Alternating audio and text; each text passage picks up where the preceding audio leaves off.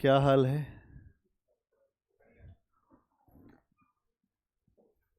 क्या भाई विकास जी, क्या चल रहा है?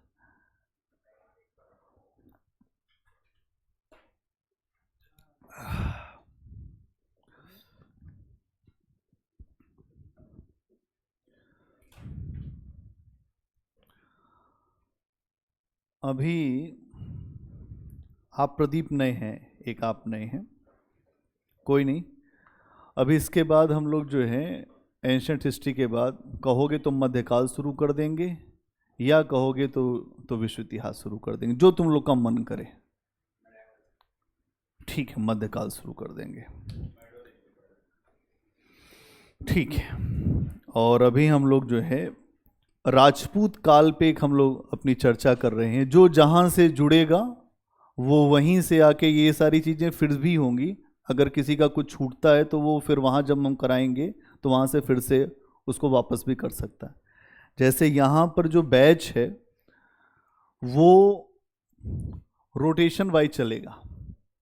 जैसे मान लीजिए कि आप आज राजपूत काल पे आए, अब राजपूत काल से आगे जो कुछ होता जाएगा आप उसके साथ चलते जाइए, ठीक। और जिसका जहां से होता जाएगा वो वहां से बाहर निकलता जाएगा। क्या समझ गए बात? फिर हम, क्योंकि ये चीजें बार बार हमको करवानी ही है, एंशिएंट फिर से होगा, विश्व इतिहास फिर से होगा, मॉडर्न इंडिया। अगर किसी को लगता है कि कोई टॉपिक फिर से समझना है तो फिर से वो क्लास होगी, फिर से कर लीजिए, कोई समस्या नहीं है। तो अभी हम लोग जो चर्चा करने वाले हैं वो चर्चा हमारी जो है वो राजपूत काल पे हो रही है। और राजपूत काल 750 से लेकर 1206 तक का जो समय है, जिसको राजपूत काल कहते हैं, सामंत काल कहते हैं, आपस में बात नहीं, पूर्व मध्यकाल कहते हैं, है ना। इसी काल के अलग अलग नाम हैं। और अगर हम देखें तो यहाँ हमको इस बात को समझना है कि पूर्व मध्यकाल हमने क्यों कहा था। हमने कल इसके पहले की परिस्थितियों को देखा था कि जब आप भारत के इतिहास को समझते हो तो भारत के इतिहास में आपको एक पूरा उतार चढ़ाव दिखाई देता है। अगर आप प्राचीन भारत,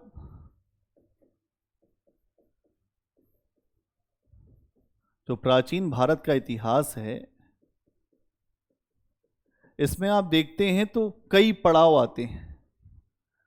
पाषाण काल, देखो जब हम लोग तैयारी करते थे तो ऐसे ही चीजों को जब मेंस देना होता था तो एक पूरी सीक्वेंसिंग बनाते थे।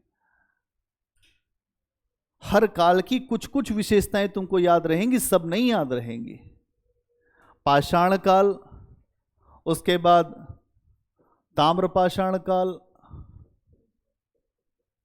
है ना। इसके बाद आप देखते हैं सिंधु घाटी सभ्यता,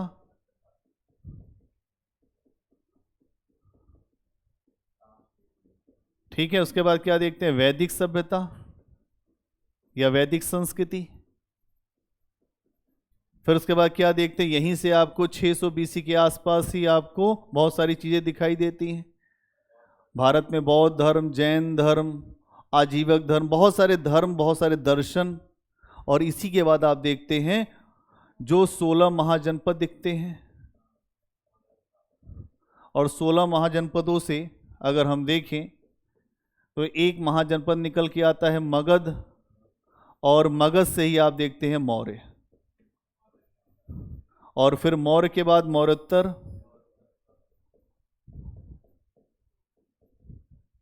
फिर उसके बाद गुप्त, और उसके बाद गुप्तोत्तर। और गुप्तोत्तर काल के बाद पूर्व मध्य काल।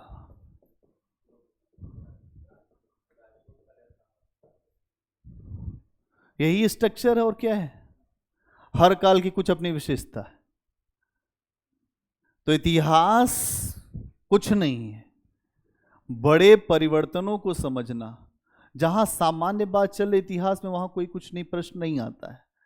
प्रश्न वहां से आता है जहां कुछ बड़े परिवर्तन दिखते हैं, जहां कुछ बड़े बदलाव दिखाई दे रहे हैं, वहां से आपके सामने प्रश्न आता है, वहीं से प्रश्न आपसे पूछा जा रहा है। अब यहां देखेंगे कि एक मौर्यों का एक केंद्रीय सरकार थी जहां सेंट्रलाइज गवर्नमेंट थी। मौर्यों के बाद भारत में एक डिसेंट्रलाइज सरकार आई, विकेंद्रीकृत सरकार आई, और उसके बाद आप देखते हैं गुप्तों के यहां फिर से विकेंद्रीकरण हो गया, क्योंकि यहां गुप्तों के यहां जो सरकार थी, सामंत यहां पर हावी था। और जब गुप्त कमजोर हुए तो एक नया काल आया जिसको कहते हैं जहां पर सामंत ही मजबूत दिखाई देंगे, गुप्तोत्तर काल में। और इसी गुप्तोत्तर काल में आप देखते हैं कि बड़ी सारी चीजें, संरचनाएं दिखती हैं, जैसे व्यापार आपका घटने लगेगा, नगरों का पतन होने लगेगा, जो कृषि व्यवस्था पर ज्यादा बल देने लगेंगे आप, समस्याएं बढ़ने लगेंगी। और उसके बाद हम देखते हैं पूर्व मध्यकाल। पूर्व मध्यकाल मतलब एक ऐसी अवस्था जहां सब कुछ लगभग समाप्त है और भारत में अलग अलग हिस्सों में कुछ राज्य जन्म ले रहे हैं जिन्हें राजपूत कहते हैं। और इन्हीं राजपूतों के राज्य में ही कई समस्याएं खड़ी हुई, जिससे बाहरी शक्तियों को आकर्षण मिला, उनको प्रेरणा मिली कि भारत में आकर आक्रमण करें। क्या बात समझ में आई? कि भारत में आक्रमण करने की प्रेरणा, हर काल में आक्रमण हुए हैं यहां। अगर आप देखेंगे तो मौर्यों के बाद भी आक्रमण हुए। ये जो मौर्योत्तर काल है, यहां विदेशियों के बहुत आक्रमण हुए हैं। शक, कुषाण, यवन, पहलव, सारे आक्रमण आपको मौर्योत्तर काल में। फिर आप देखेंगे जो गुप्तों के बाद भी फिर से आक्रमण, विदेशियों के, हूणों के आक्रमण शुरू हो गए। तो यहां आप देखेंगे भारत में जब जब केंद्रीय सत्ता कमजोर हुई है, तब तब विदेशी आक्रमण हुए हैं। अब यहां पर आप देखेंगे पूर्व मध्यकाल में, जिसका समय 1206 तक का है, यहां फिर केंद्रीय सत्ता कमजोर है। इसी केंद्रीय सत्ता कमजोर होने की वजह से भारत में दिल्ली सल्तनत की स्थापना होगी। इसके कारण ही अगर न हम कमजोर होते, न ये नई व्यवस्था आती। यहां समझना पड़ेगा कि दिल्ली सल्तनत की स्थापना के पीछे भारत की परिस्थितियां बहुत बड़ी जिम्मेदार है। कोई केंद्रीय सत्ता नहीं है। अंग्रेजों के आने के बाद भी यही हुआ। जब तक औरंगजेब रहा 1707 तक, तब तक औरंगजेब के रहते रहते अंग्रेज सफल नहीं हो पाए। लेकिन औरंगजेब की मृत्यु के बाद केंद्रीय सत्ता लड़खड़ा गई मुगलों की, और जब केंद्रीय सत्ता लड़खड़ाने लगी, पैर लड़खड़ाने लगे, अंग्रेज हावी होना शुरू कर दिए।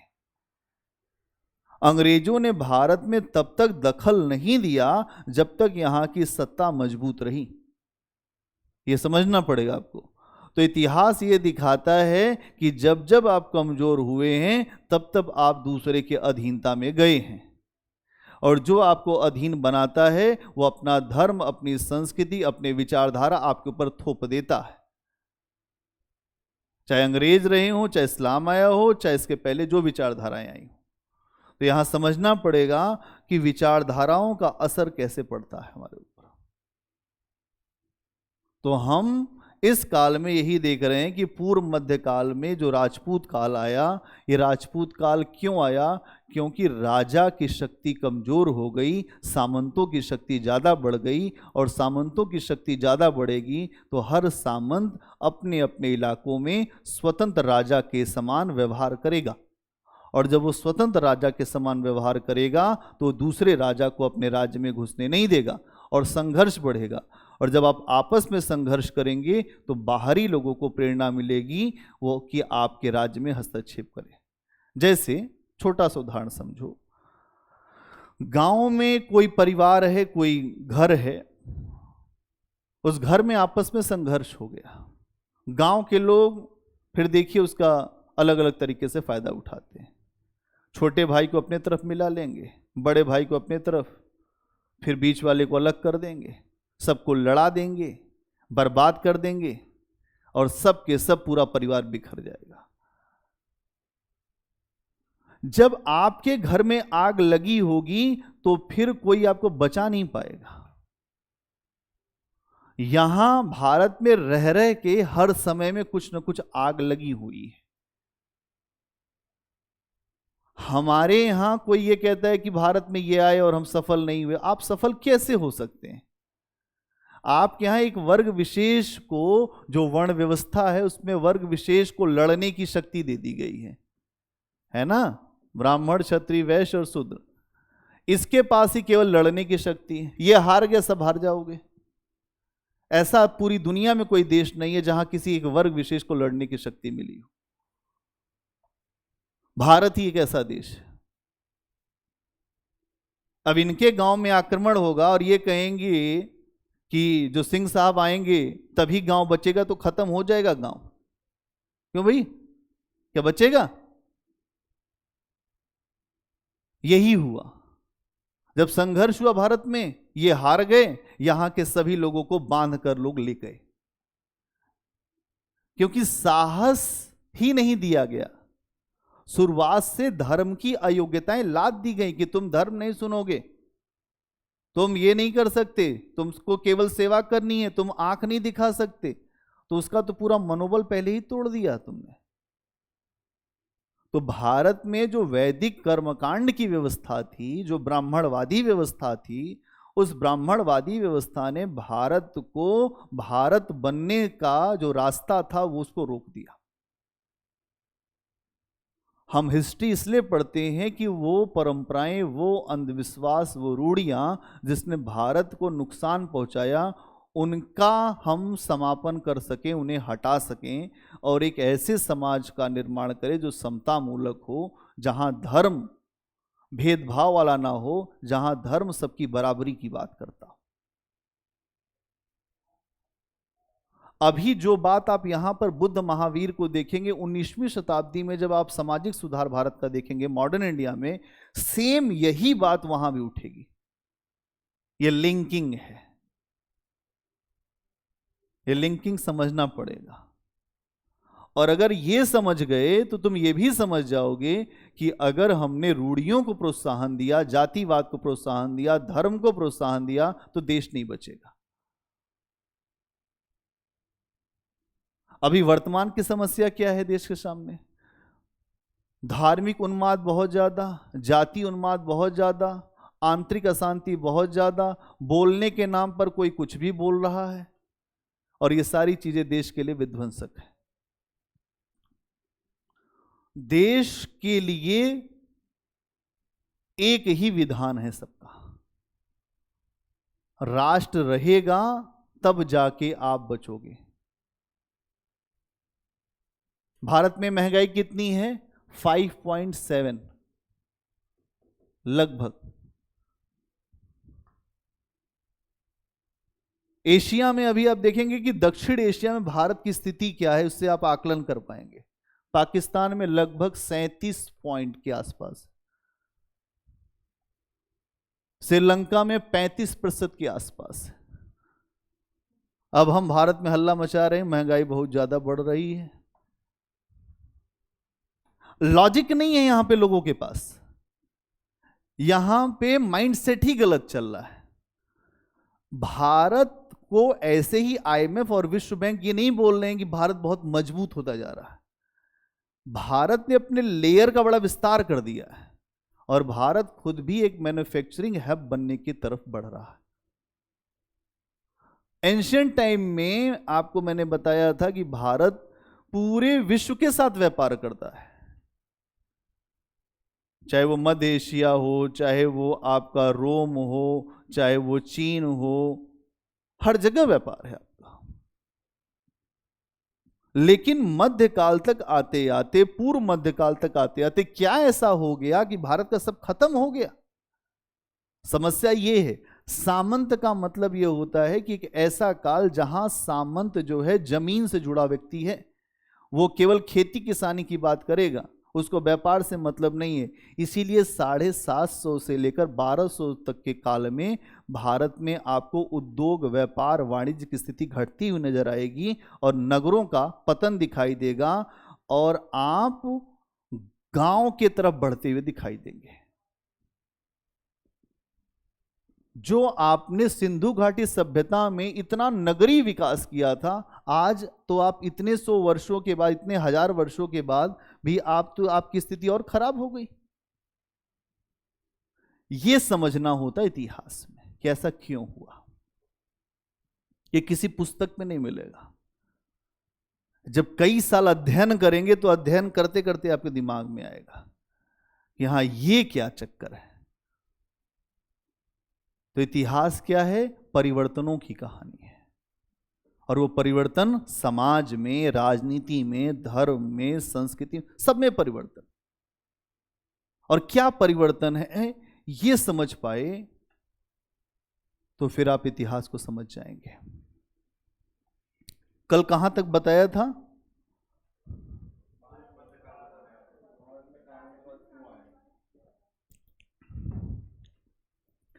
भूमिदान। क्यों भूमिदान लाया गया पूर्व मध्यकाल में? पूर्व मध्यकाल का मतलब सामंतवाद में, ये जो सामंतवाद का काल है, यहां भूमिदान क्यों आया?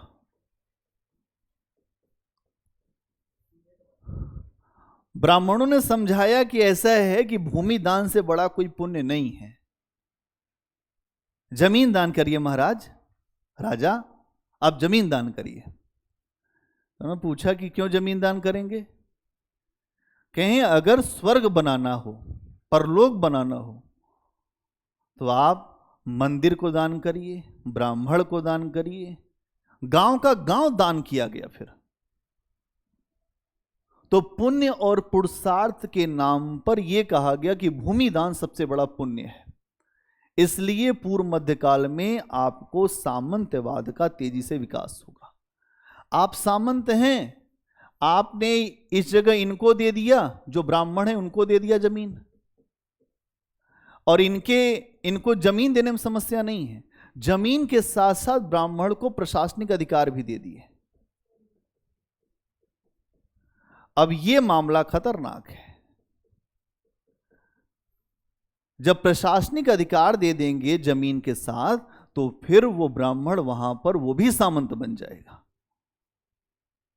इस समय मैंने आपको बताया कि धर्म के नाम पर बड़ी रूढ़ियां हैं।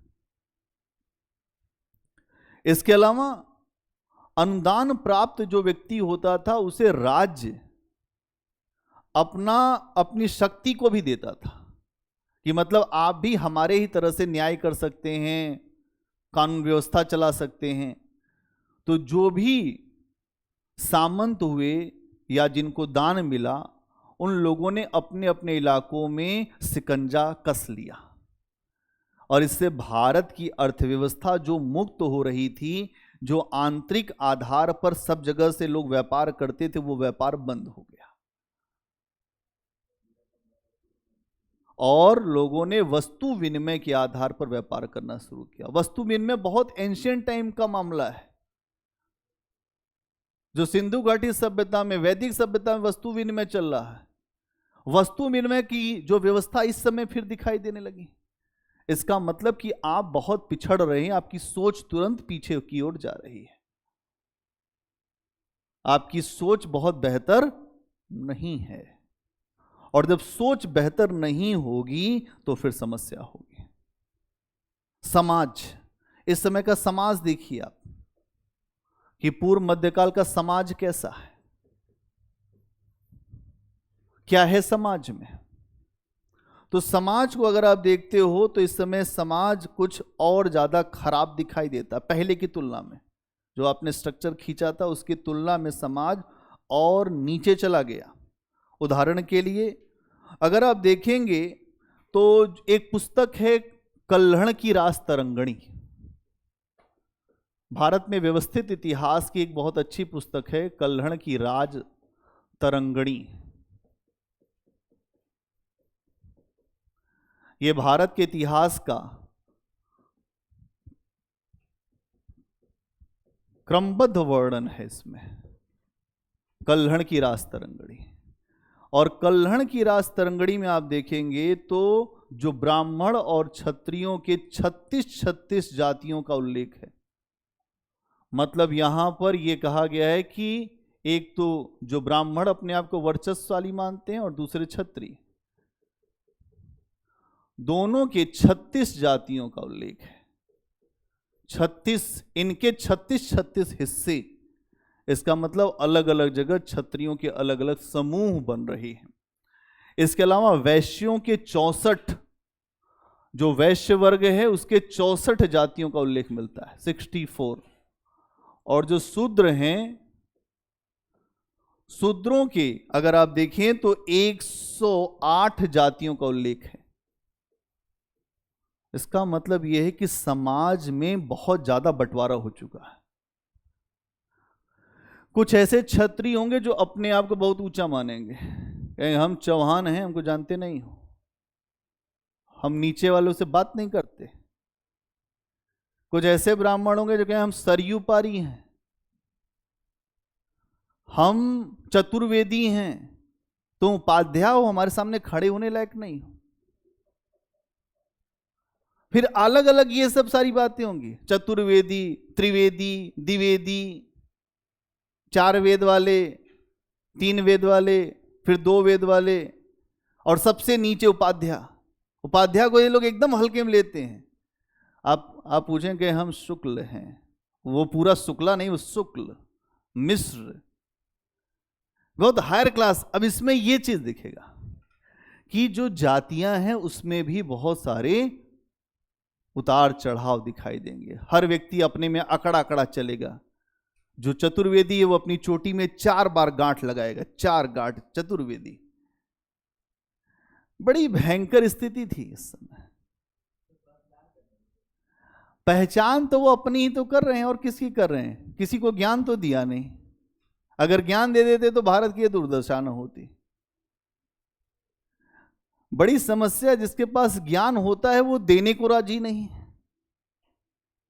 और उस समय ज्ञान ब्राह्मणों के ही पास था।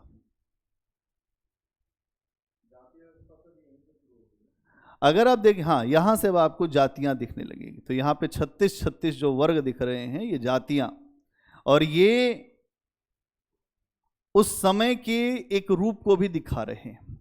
यहां पर आपको जातीय विषमता और छुआछूत भी दिखाई देगी।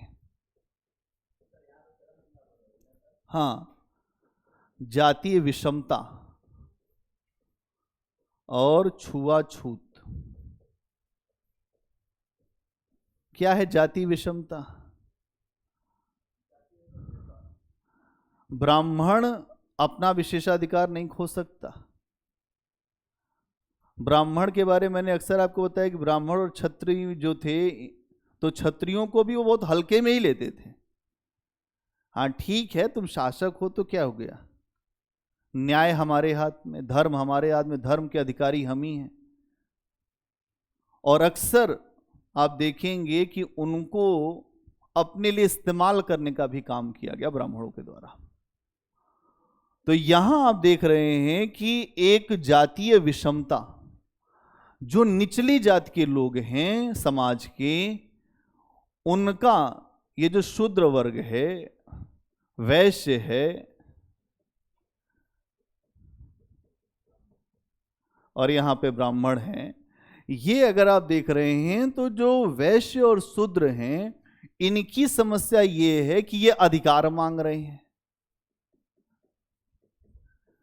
ये कह रहा है अधिकार नहीं मिलेगा, अधिकार नहीं मिलेगा। इनको समझा रहा है अधिकार देना मत, तुम हथियार लेकर चलो। अधिकतर विरोध ब्राह्मणों का सबसे ज्यादा किया है तो क्षत्रियों ने ही किया है।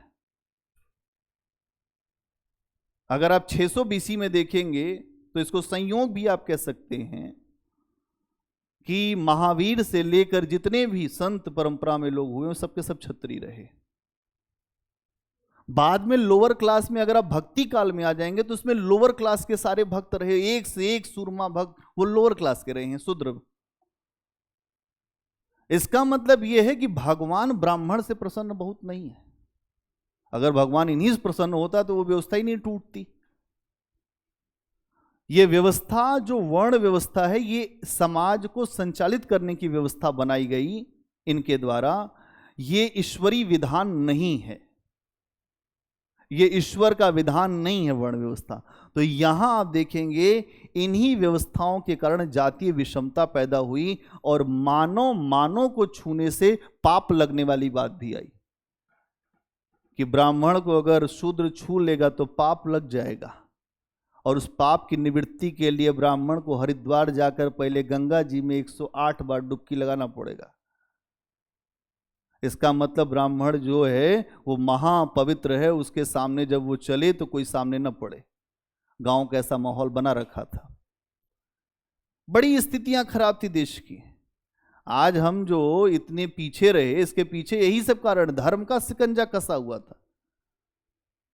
जब भारत में इस्लाम का आगमन हुआ, आप इसी समय देखेंगे, यही जो समय है जो पूर्व मध्यकाल का, मोहम्मद गजनवी, गोरी,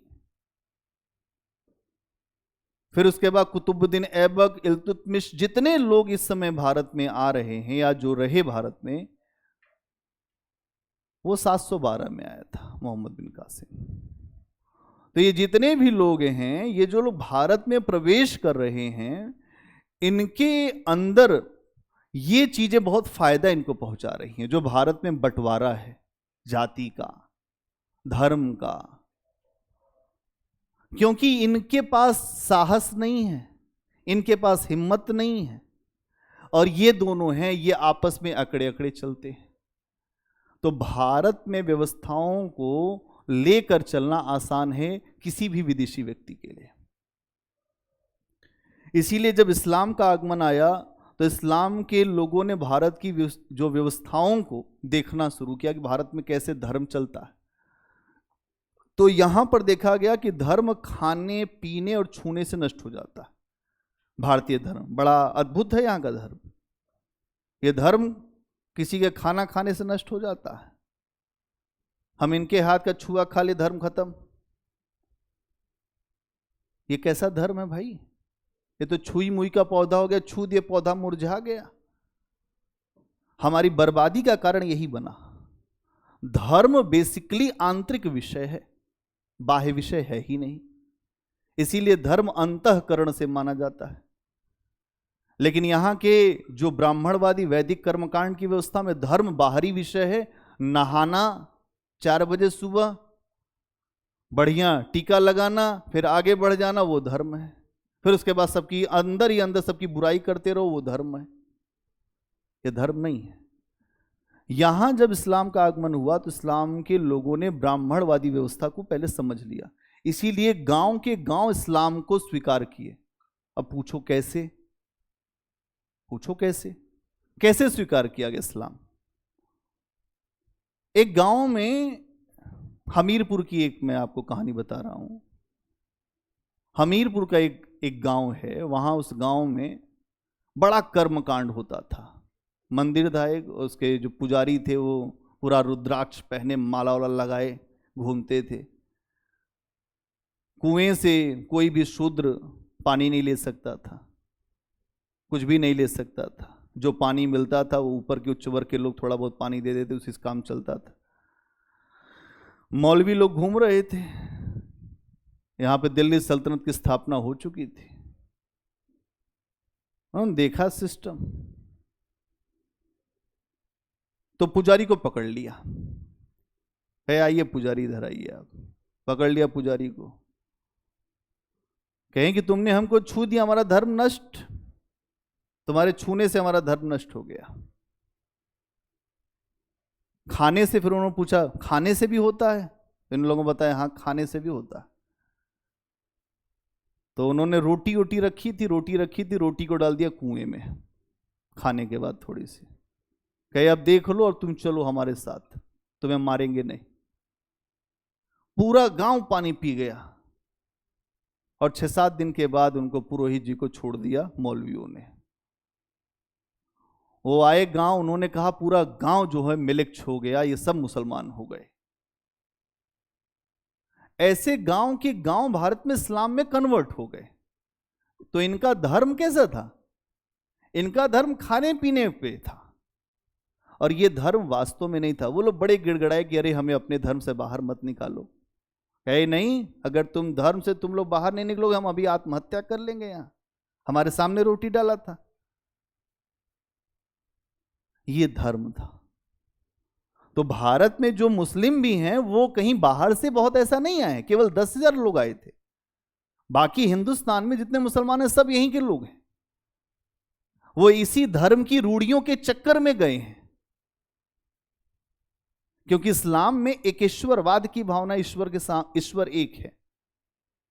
अरे जो वैसे ही मर रहा है कि अगर शूद्र वेद के वाक्यों को सुन ले तो उसके कान में शीशे पिघला कर डाल दो, पढ़ ले तो जीभ काट लो। मनुस्मृति, आज देखिए मनुस्मृति पे इसीलिए बड़ी आलोचना होती है, मनुस्मृति लोग लेके खड़े हो जाते, कह देंगे ये लिखा है।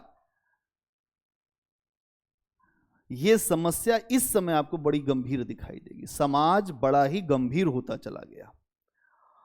अलबरूनी कहता है, अलबरूनी इस समय आता है, अलबरूनी कह रहा है कि यहां 4 वर्ण तो हैं ही हैं, इसके अलावा 8 अस्पृश्य जातियां हैं जिनको छूना पाप है। भारत में 8 ऐसी जातियां हैं जो अस्पृश्य हैं। अस्पृश्य का मतलब जिसको छू नहीं सकते आप। अलबरूनी एक व्यक्ति है जो इस समय आया है, अलबरूनी।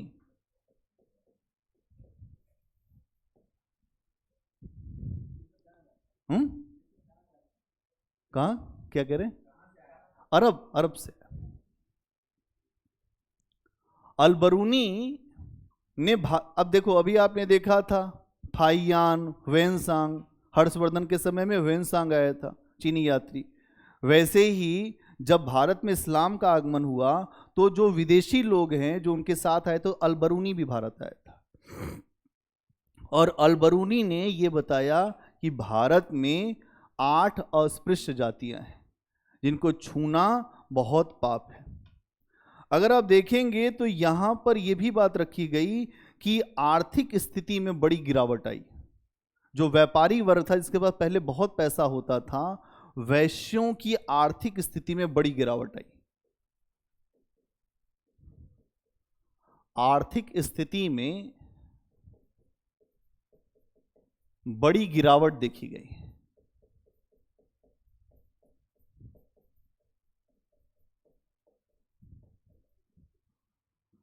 आर्थिक स्थिति में बड़ी गिरावट देखी गई। हाँ, नहीं, अलबरूनी ने तो ये कहा कि यहाँ 8 अस्पृश्य जातियां हैं। इसके अलावा भी अगर आप देखें इस समय के समाज में 8 अस्पृश्य जातियां हैं। अस्पृश्य मतलब जिनको छूना नहीं।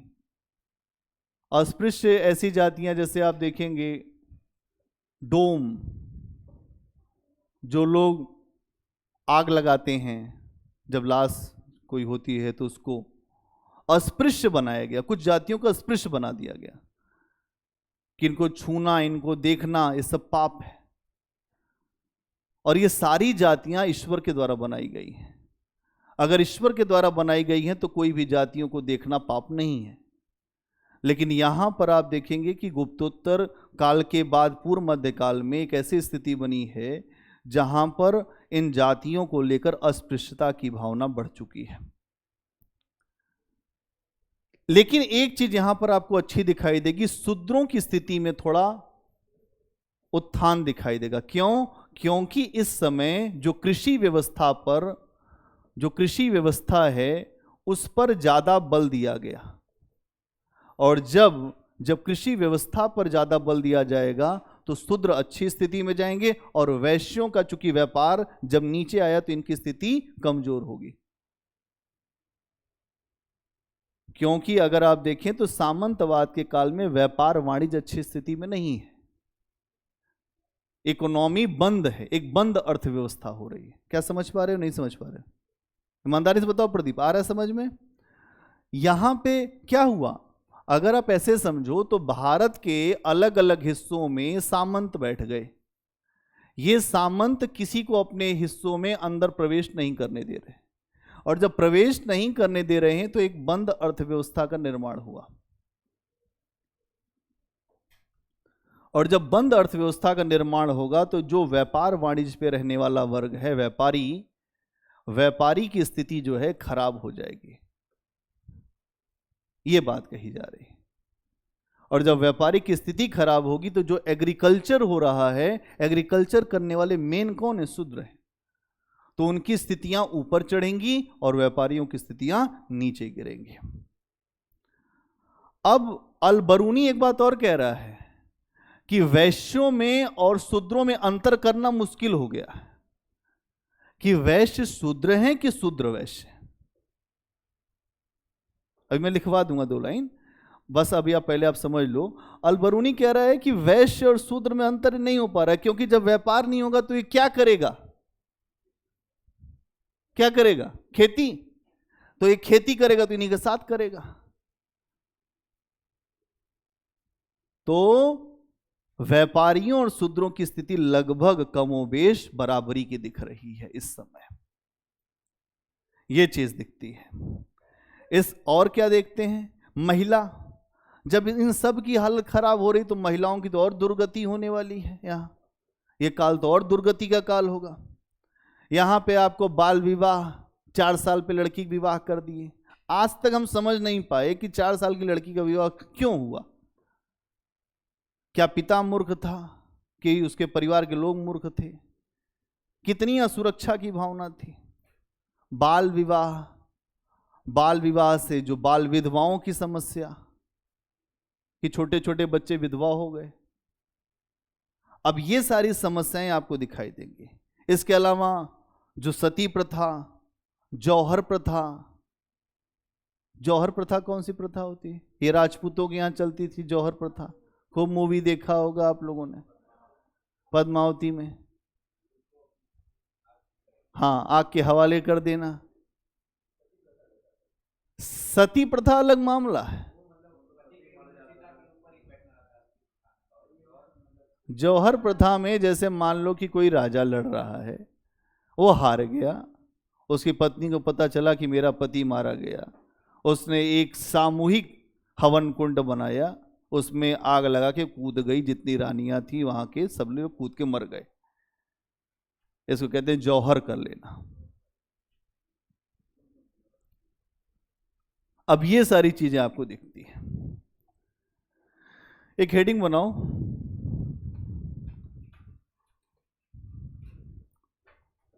पूर्व मध्यकाल का समाज।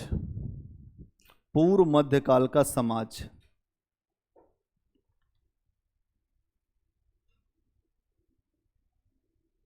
पूर्व मध्यकाल का समाज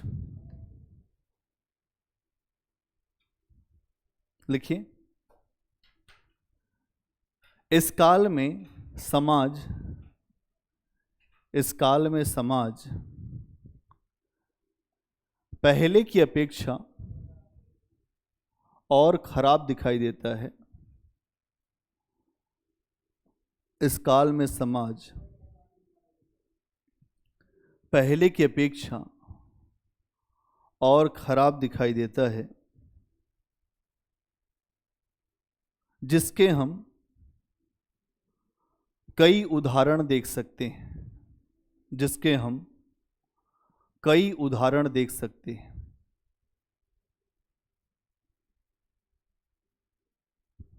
पहला पॉइंट, पूर्व मध्यकाल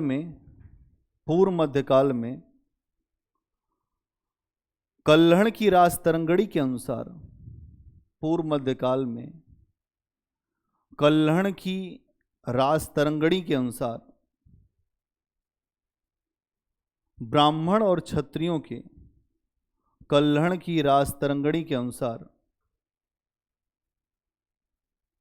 ब्राह्मण और क्षत्रियों की 36 जातियों का उल्लेख है।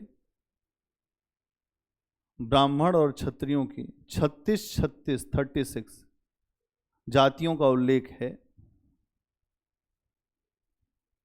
और वैश्यों में 64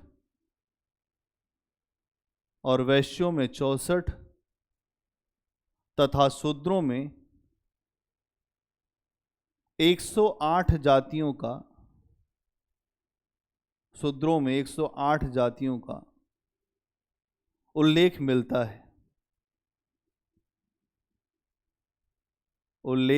है। अगला पॉइंट,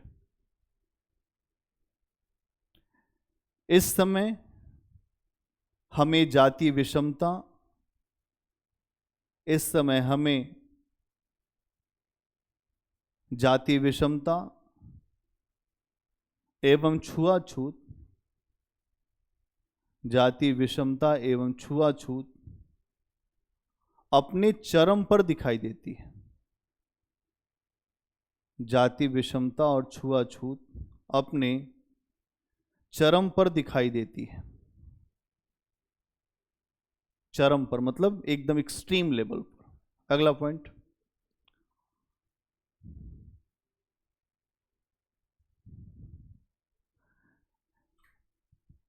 इस समय में वैश्यों की सामाजिक और आर्थिक स्थिति, इस समय में वैश्यों की सामाजिक और आर्थिक स्थिति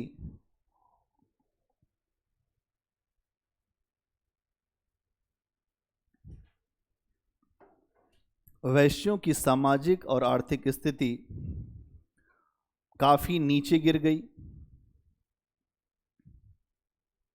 काफी नीचे गिर गई, किंतु शूद्रों की सामाजिक स्थिति में सुधार हुआ, किंतु शूद्रों की सामाजिक स्थिति में सुधार हुआ।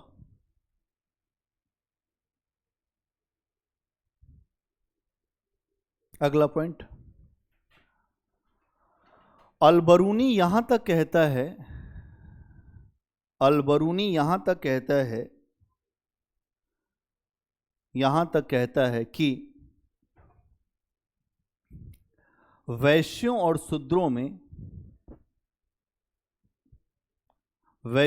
शूद्रों में इस समय कोई अंतर नहीं दिखता।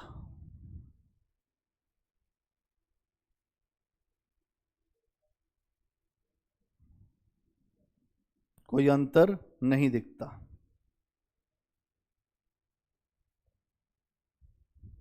अगला पॉइंट, पूर्व मध्यकाल में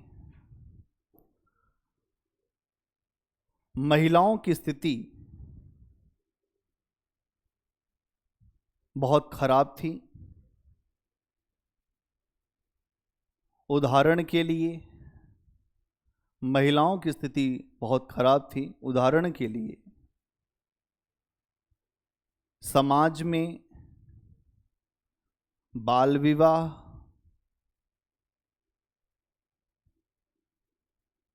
विधवाओं की दयनीय स्थिति,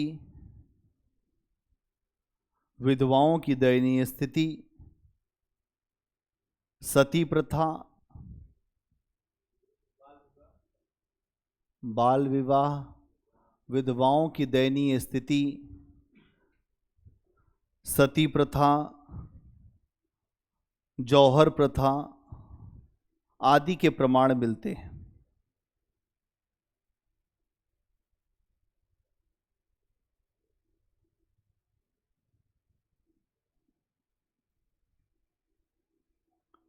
ठीक है, तो आपको ये पूरा समाज का स्ट्रक्चर समझ में आया होगा कि पूर्व मध्यकाल में समाज कैसा रहा है, समाज की स्थिति क्या रही है और समाज में हमें क्या देखना है। समाज में बदलाव क्यों आता है? जब धर्म हमारे ऊपर ज्यादा हावी होता है तो हम धर्म से ही अपने आप को संचालित करते हैं, और जब जब अशिक्षा बढ़ेगी तब तब धर्म हावी होगा।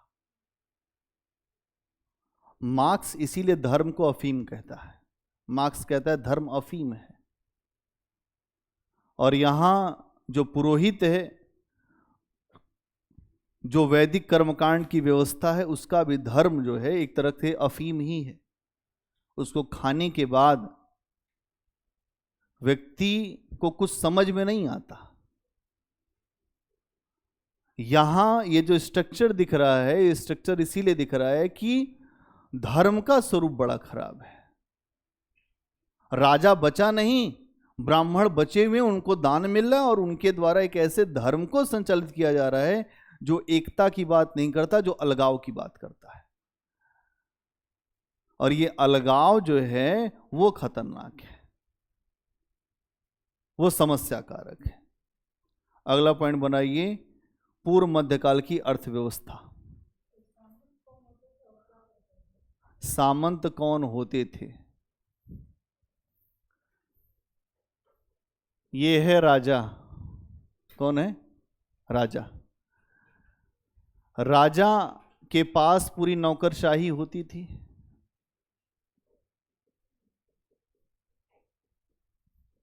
ठीक है, मौर्य काल में जो नौकरशाही होती थी वो राजा को ही रिपोर्ट करती थी। इसको कोई भी उस तरह से अधिकार नहीं मिले हुए थे। लेकिन धीरे धीरे भारत में सातवाहनों के काल में आप देखेंगे कि जमीन का दान सबसे पहले शुरू हुआ, और जब जमीन का दान देना शुरू हुआ तो वहीं वो दान कुछ अधिकारियों को भी मिलने लगा उनकी सेवा के बदले। और जब अधिकारियों को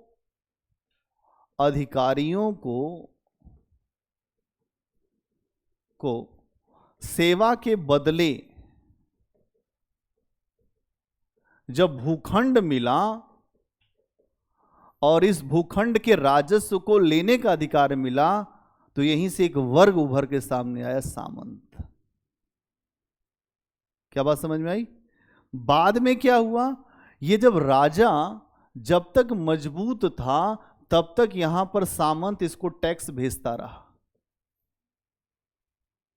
और जब ये राजा कमजोर हुआ तो ये सामंत ने कहा कि अब कोई टैक्स नहीं।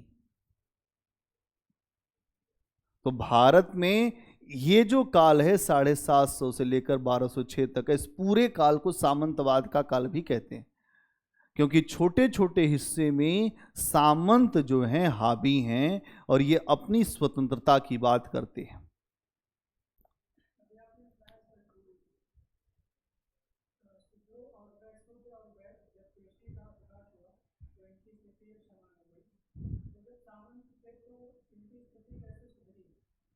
यहां पर सामंतों के बारे में समझिएगा। सामंत जो कृषि व्यवस्था को आगे बढ़ाने की बात करते हैं। अगर एक बात समझिए कि जब व्यापार नहीं होगा तो कैसे वो जिएंगे? तो इनके लिए मजबूरी है कि कृषि व्यवस्था को आगे लेकर जाना, और जब एग्रीकल्चर पर जोर दिया जाएगा तो जो व्यापारी समूह है वो तो व्यापार वाणिज्य नहीं कर पा रहा है, तो वो इनके साथ ही काम करेगा। न चाहते हुए भी शूद्रों की स्थिति में सुधार हुआ। ऐसा नहीं कि इनके मन में अच्छा भाव है और ये शूद्रों को अच्छा करना चाहते हैं। ये बात यहां माननी पड़ेगी कि शूद्रों के जीवन में सुधार इसलिए हुआ क्योंकि अब व्यापार वाणिज्य नहीं है, तो एक बंद अर्थव्यवस्था बनेगी, और जब बंद अर्थव्यवस्था बनेगी तो बंद अर्थव्यवस्था अगर आप देखें तो बंद अर्थव्यवस्था आत्मनिर्भर अर्थव्यवस्था भी होती है।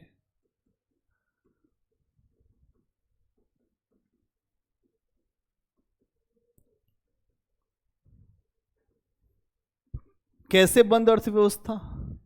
उदाहरण के लिए किसी गांव को लो, किसी गांव में कोई व्यापारिक क्रिया ना हो तब भी गांव जी जाएगा। गांव की एक अपनी इकोनॉमी होती है, एक अपना इकोसिस्टम होता है। ये यहां पर भारत में पूर्व मध्यकाल में एक बड़ा जो आपको रूप दिखाई देता है, बड़ा परिवर्तन दिखाई देता है। आत्मनिर्भर गांव उभर के सामने आए, उनको किसी से मतलब नहीं है, बगल के भी गांव से मतलब नहीं है। एक गांव में दूसरा सामंत, एक गांव में दूसरा सामंत का ही मतलब जमींदार भी है। हमारी जमींदारी हम घुसने नहीं देंगे, सबके पास अपने अपने लठैत हैं, अपनी अपनी सेना है। तो इससे समस्या क्या हुई, जो भारत में व्यापार जो था, जो अगर आप देखें कि चाहे वो पश्चिमी तट हो चाहे वो पूर्वी तट हो, जो व्यापार हो रहा था वो व्यापार तो खत्म कर दिया इन सामंतों ने। अगर आप देख रहे थे कि जो कुषाणों का काल था, जब कनिष्क आया भारत में तो उसने भारत के बड़े हिस्से को एक किया, मथुरा तक के हिस्से उसके राज्य में रहे। ईरान, अफगानिस्तान, चीन के कुछ हिस्से, खोतान तक उसने अपनी जो विजय यात्रा किया, और उसने भारत के अगर आप देखेंगे तो भारत को सिल्क रूट से फायदा निकाल कर दिया। ये वो भारत है। और आज का भारत कैसा है? इनके द्वारा, सामंतों के द्वारा केवल एक काम किया गया, ग्रामीण अर्थव्यवस्था का विकास। ये व्यापार वाणिज्य से कोई लगाव नहीं, इसलिए इनके न चाहते हुए भी शूद्रों का विकास हुआ। और शूद्रों के विकास के साथ साथ जो वैश्य वर्ग था, जो अपने व्यापार वाणिज्य के लिए जाना जाता था, उसका व्यापार वाणिज्य नहीं चल पाया, तो वो एग्रीकल्चर में चला गया। इसीलिए अल बरूनी को समझ में नहीं आया कि शूद्र कौन है और वैश्य कौन है। क्या क्लियर हुआ? और कोई प्रश्न? पहले तो देखो, जाति व्यवस्था पहले थी नहीं, वर्ण व्यवस्था है। और जो वर्ण व्यवस्था क्यों शुरू हो गई, ये बड़ा, इसके लिए एक उदाहरण मिलता है वैदिक काल में, वैदिक संस्कृति में। पूर्व वैदिक काल में एक व्यक्ति कहता है कि मैं कवि हूं और मेरी माता आटा की चक्की चलाती है और मेरे पिता वैद्य हैं। हम सब एक ही परिवार में रहकर अलग अलग पेशे को अपनाते हैं। हमारे जो पेशे हैं वो अलग अलग हो सकते हैं। लेकिन बाद में क्या हो गया कि कर्म को हटाकर जन्म को महत्व दिया गया। और ये जो जन्म को महत्व देने का कार्य शुरू हुआ, ये उत्तर वैदिक काल से शुरू हुआ। 1000 से 600 ईसा पूर्व का जो समय है, वहां पर जन्म को महत्व दे दिया गया कि जो ब्राह्मण से कुछ लोग ऐसे होंगे जो पुरोहित का काम करेंगे, तो जो उसी कुल में जन्मेगा वही पुरोहित का काम करेगा या वो धर्म से जुड़ा काम करेगा। अब इस बात को सिद्ध करने के लिए ऋग्वेद में 10वां मंडल जोड़ दिया गया। आप कोई बात मानोगे कैसे? तो ऋग्वेद के 10वें मंडल में पुरुष सूक्त जोड़ा गया और पुरुष सूक्त में एक बात कही गई कि ब्राह्मण जो है वो ब्रह्म के मुख से पैदा हुआ और वैश्य उनकी भुजाओं से, क्षत्रिय उनकी भुजाओं से, वैश्य उनके उदर से और शूद्र उनके पैरों से जन्म लिया है।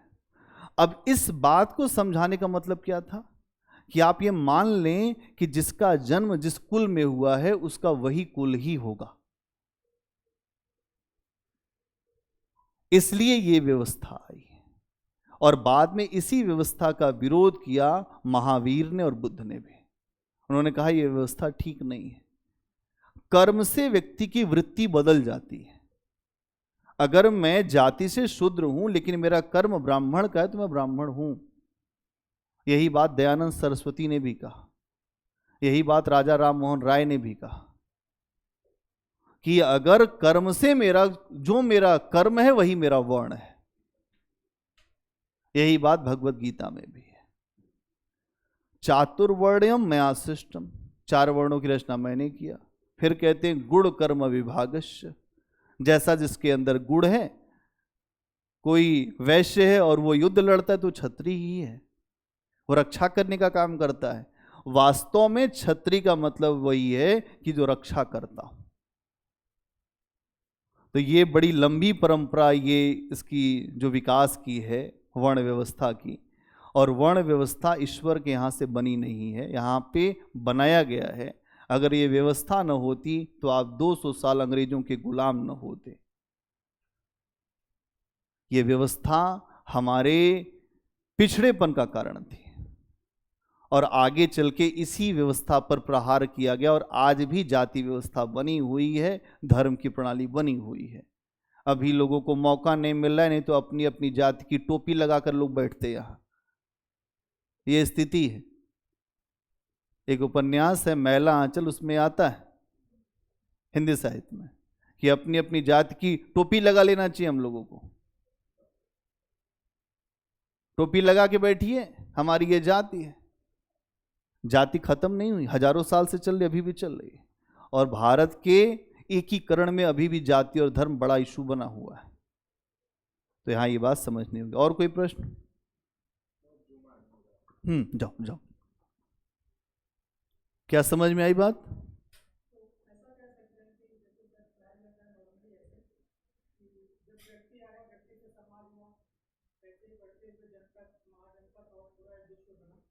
उसमें ऐसा बताया जाता था कि जब लोग एक समूह में रहने लगे तो उन लोगों को सुरक्षा के लिए, उन लोगों की जरूरत को पूरा करने के लिए उसमें से कुछ लोग ऐसे थे जो एक्टिव रहते थे, जो काम धाम करते थे, कुछ ऐसे लोग होते थे जो उनकी सुरक्षा करते थे।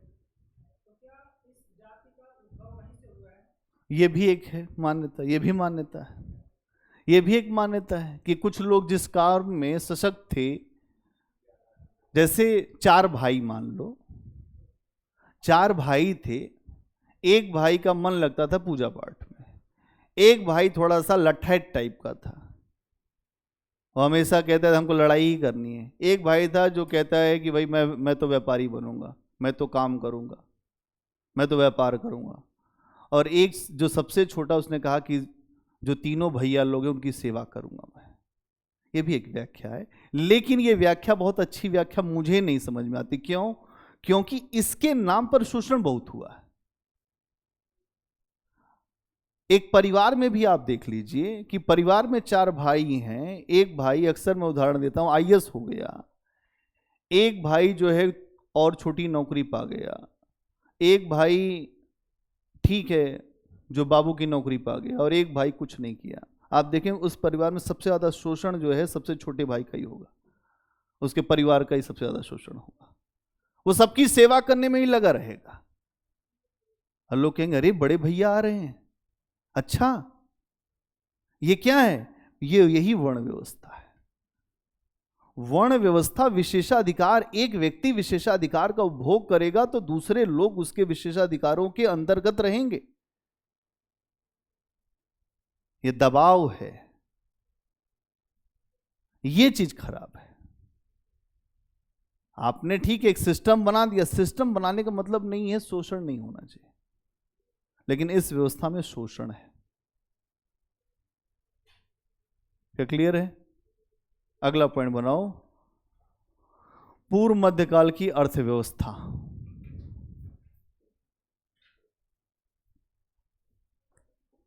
इस काल में, पूर्व मध्यकाल की अर्थव्यवस्था, इस काल में कृषि को छोड़कर, इस काल में कृषि को छोड़कर सभी क्षेत्रों में पतन दिखाई देता है। इस काल में कृषि को छोड़कर सभी क्षेत्रों में पतन दिखाई देता है।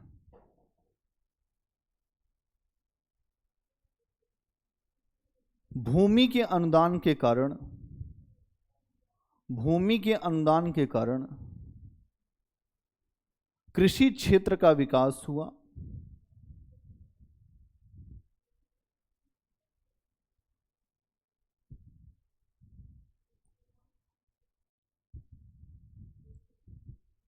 कृषि क्षेत्र का विकास हुआ। अनुदान प्राप्त सामंतों ने,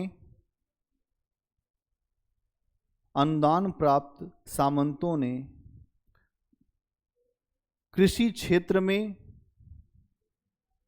अनुदान प्राप्त सामंतों ने कृषि क्षेत्र में पूंजी और तकनीक का निवेश किया।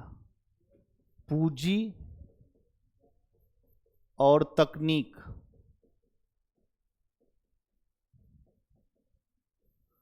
पूंजी और तकनीक का निवेश किया।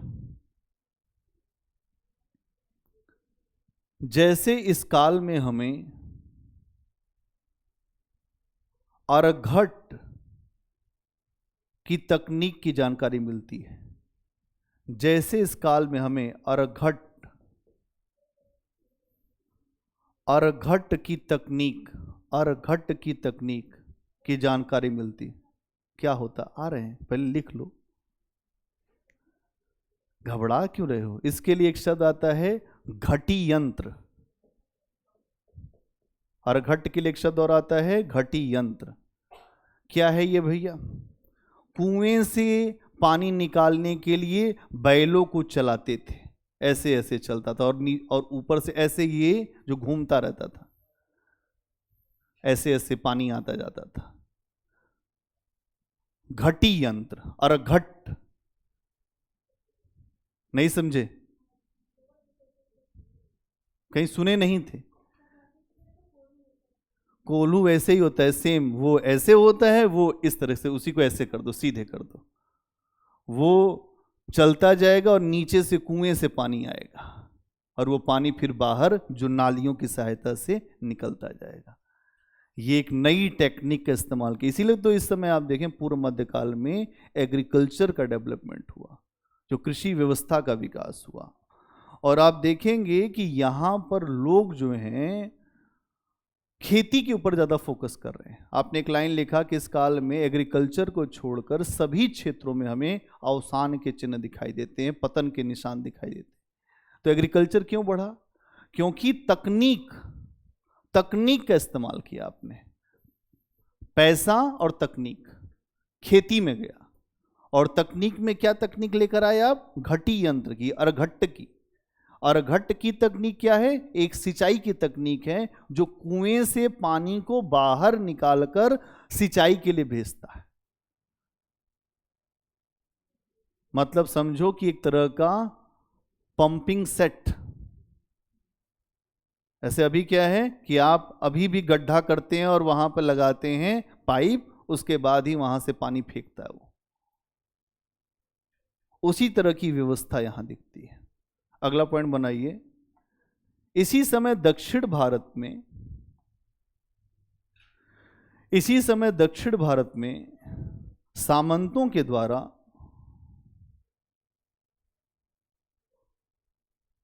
कई तालाबों का विकास कराया गया। इसी समय दक्षिण भारत में सामंतों के द्वारा तालाबों का विकास या निर्माण कराया गया, तालाबों का निर्माण कराया गया।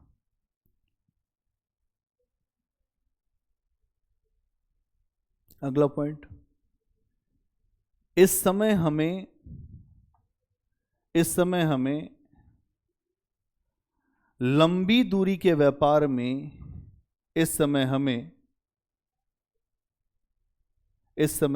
लंबी दूरी के व्यापार में गिरावट दिखाई देती है।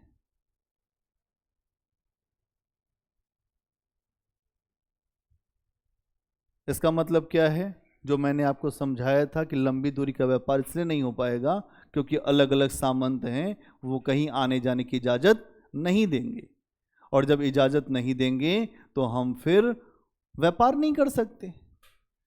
इसके पहले आप देख रहे थे कि लंबी दूरी के व्यापार होते थे, आंतरिक व्यापार होते थे, और जो आंतरिक व्यापार थे वो हमारे लोगों को धन देते थे, उनके पास पैसा आता था। और अब इस समय हम देख रहे हैं कि आंतरिक व्यापार भी बंद हो चुका है, आंतरिक व्यापार में समस्याएं बनी हुई हैं, और जब आंतरिक व्यापार में समस्याएं रहेंगी तो लंबी दूरी के व्यापार नहीं होंगे। ठीक है, अगला पॉइंट, मौद्रिक अर्थव्यवस्था और उत्पादन के अनेक केंद्रों का पतन दिखाई देता है। मौद्रिक अर्थव्यवस्था और उत्पादन के अनेक केंद्रों का पतन दिखाई देता है। मौद्रिक अर्थव्यवस्था और उत्पादन के अनेक केंद्रों का पतन दिखाई देता है। इसका मतलब क्या है कि मुद्रा नहीं चलेगी। अब इस समय आप देखेंगे कि मिट्टी की कौड़ियां, वस्तु विनिमय हो गया है शुरू। मौद्रिक अर्थव्यवस्था का पतन दिखाई देगा। अनेक, अगर आप देखें उत्पादन के जो केंद्र थे, बहुत सारे उत्पादन के केंद्र थे, काशी, मथुरा, तक्षशिला, बहुत सारे केंद्र थे। इन उत्पादन के केंद्रों पर जब वस्तु ही नहीं पहुंचेगी तो सामान क्या बिकेगा, और जब सामान नहीं बिकेगा तो कोई धन नहीं आएगा। तो यहां पर अगर आपको प्रोत्साहन व्यापार को देना है तो एक केंद्रीय सत्ता का होना बड़ा जरूरी है। केंद्रीय सत्ता की अधीनता सभी लोग माने तब पूरा व्यापार सर्कुलेट हो सकता है। अभी आप देखें भारत सरकार अभी वर्तमान में क्या, हमारा जो व्यापार है हर राज्य का हर राज्य के साथ व्यापार होता है। ये आंतरिक व्यापार है, भारत का आंतरिक व्यापार। इसके अलावा भारत का जो विदेशी व्यापार भी है। अब दोनों प्रकार के व्यापार अगर इंटरलिंक हो जाएं, ज्वाइंट होकर काम करें, तो भारत और तेजी से आगे बढ़ सकता है। बहुत समय, अगर आप देखें, थोड़े समय पहले की बात समझ लें, उत्तर और जो दक्षिण भारत के राज्य थे उनके बीच में व्यापार करने में बड़ी समस्याएं आती थी, क्योंकि उनके राज्य में कोई सामान भेजना हो नहीं भेज सकते। अब क्या हो सकता है, इजी बिजनेस होना चाहिए कि हम कम से कम भारत के अंदर तो एक ऐसा सिस्टम बनना चाहिए कि जो उत्तर प्रदेश में है, जो बिहार में है, जो राजस्थान में है, वो चीज़ें अगर दक्षिण भारत में नहीं है तो वो चीज़ें वहाँ आराम से पहुँचें, उसके बदले में उतना मूल्य मिले, और जो दक्षिण भारत में है वो उत्तर भारत में आ जाए। तो ये क्या है, बिजनेस को जब हम आसान करेंगे और राज्यों की सहमति होगी तब, और उसमें केंद्र सरकार के नियम अगर मजबूत होंगे तो ये बहुत अच्छे से हो जाएगा। अब यहां क्या हो रहा है, यहां आप देख रहे हैं कि जो भी उत्पादन के केंद्र थे वो सारे पतन के शिकार हो गए। क्यों? क्योंकि सामंतों के द्वारा इस तरह की कोई सोच ही नहीं थी कि व्यापार को भी बढ़ाना है, क्योंकि वो तो कभी राजा थे नहीं, पहली बार राजा बने थे, तो उनको लगता था ये हमारा इलाका, ये हमारा इलाका, ये हमारा इलाका।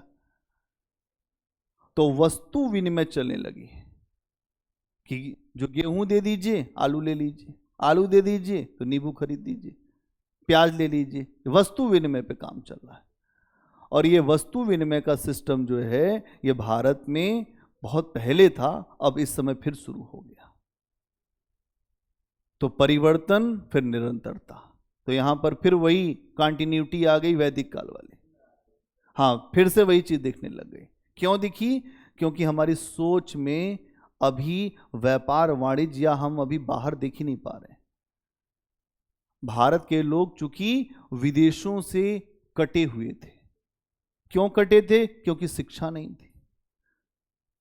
आप अंग्रेजों के आगमन के बाद क्यों समझ गए कि अंग्रेज आपका शोषण कर रहे हैं? और ये बात किसने बताई?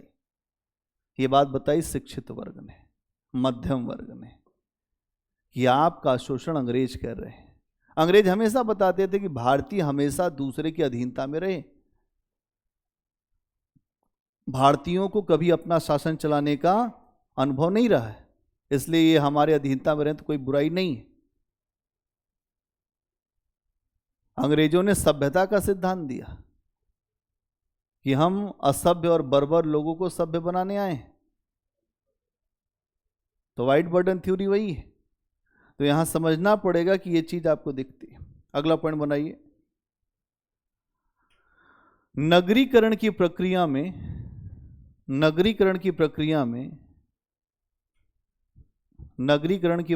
में गिरावट दिखाई देती है। नगरीकरण की प्रक्रिया में गिरावट दिखाई देती है और बंद अर्थव्यवस्था का निर्माण होता है। बंद अर्थव्यवस्था का निर्माण होता है। इसके अलावा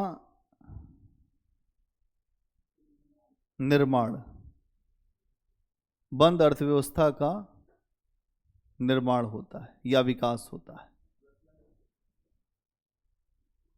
और जजमानी प्रथा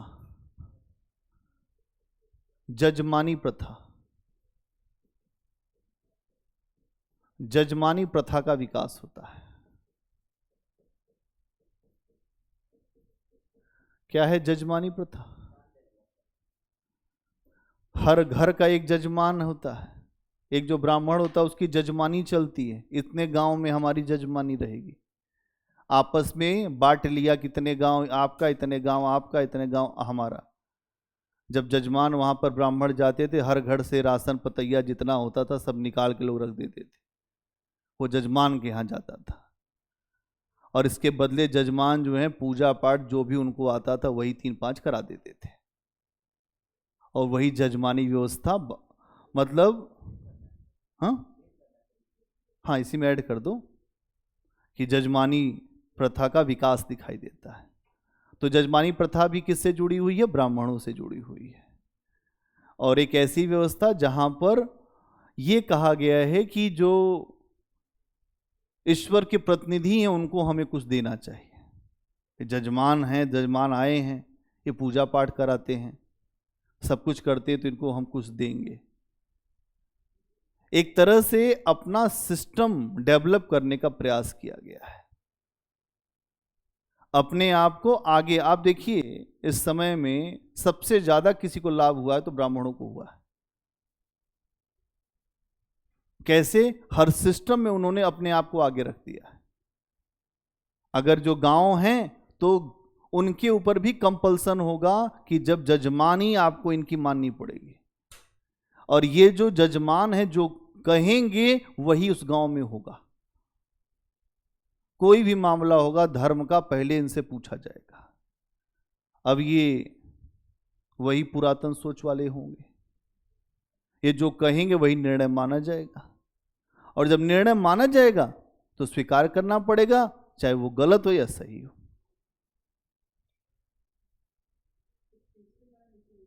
हम्म हम्म हम्म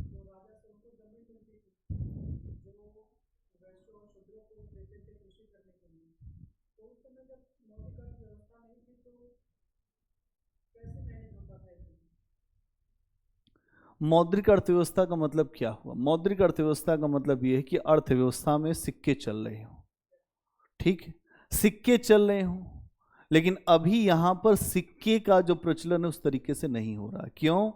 क्योंकि इन्होंने सिक्के तब चलेंगे जब व्यापार होगा, और व्यापार तब होगा जब अधिशेष मिलेगा, कच्चा माल मिलेगा। न कच्चा माल देने को है, न अधिशेष आ पा रहा है।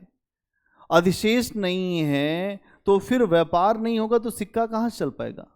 राजा था तो राजा ने सामंत को जमीन का दान दिया था, लेकिन उस समय पूरी तरह से मौद्रिक अर्थव्यवस्था का नहीं पतन हो गया था।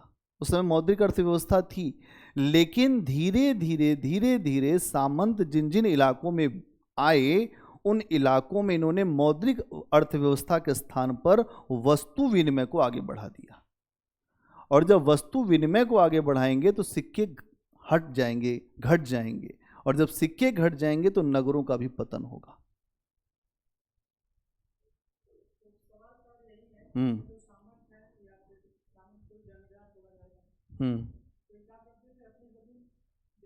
देते थे। हम्म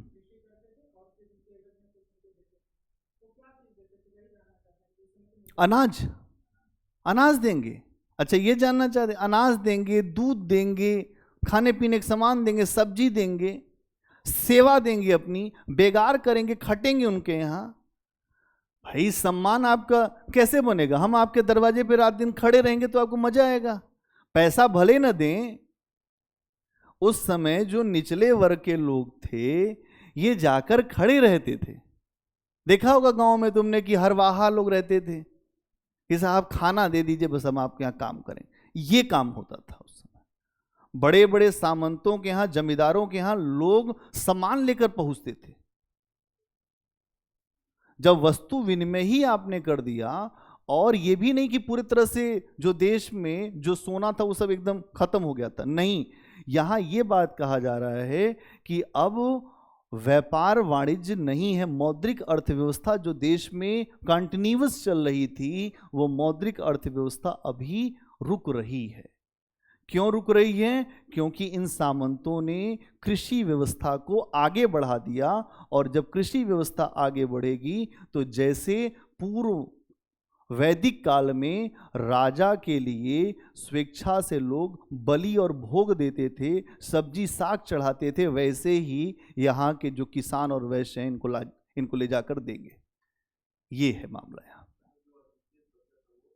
अधिशेष तो सब कुछ इन्हीं, अधिशेष कितना बच रहा है? अधिशेष तो इसी गांव में ही खप जा रहा है। कुछ भी अधिशेष बचने का मतलब है कि वो व्यापार के लिए जाए, वो तो हो ही नहीं रहा। जो होता था उसी के अंदर खत्म हो जाता था उस एरिया में, इसीलिए तो बंद अर्थव्यवस्था बोला है।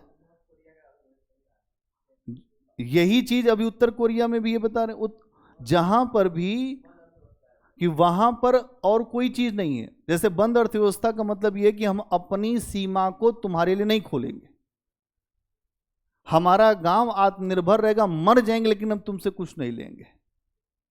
यह खतरनाक तरीका है। दुनिया ओपन करने के लिए कह रही कि अपनी सीमाओं को खोलिए, अपनी सीमाओं को खोलिए।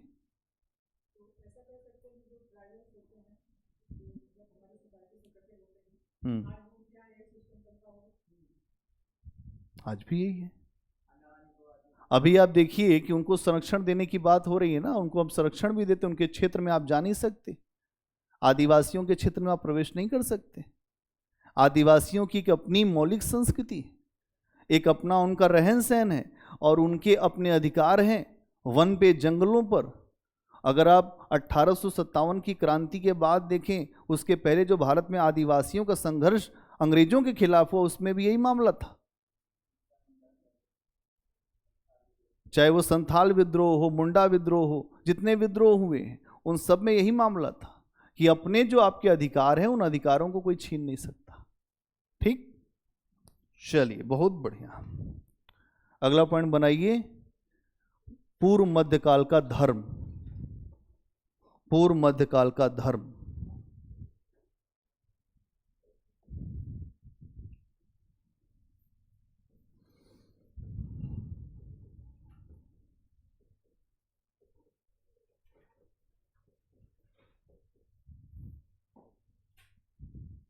धर्म कैसा था यहां का? इस काल में ब्राह्मण धर्म बेहतर स्थिति में दिखाई देता है। इस काल में ब्राह्मण धर्म बेहतर स्थिति में दिखाई देता है। इसमें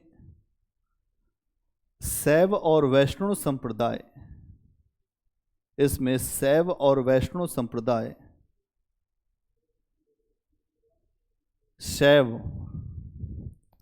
शैव और वैष्णव संप्रदाय हमें विकसित अवस्था में दिखाई देते हैं। शैव और वैष्णव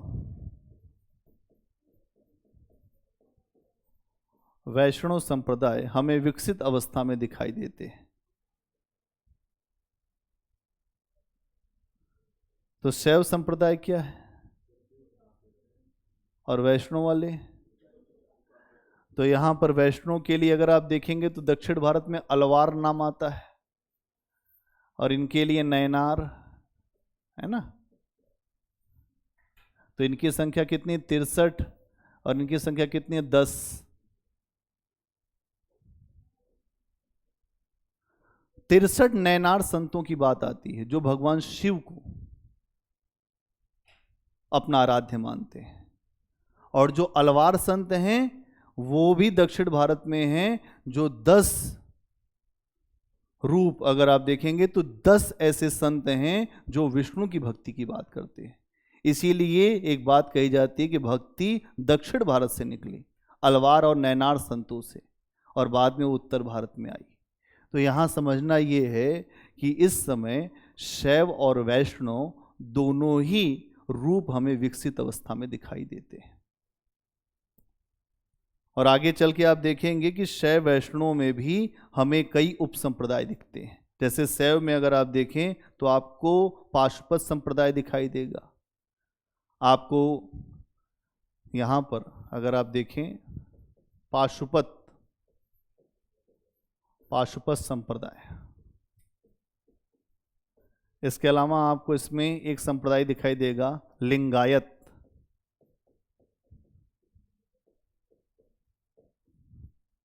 ये आपको कर्नाटक में खूब दिखेंगे लिंगायत संप्रदाय के लोग। कपालिक, सही है।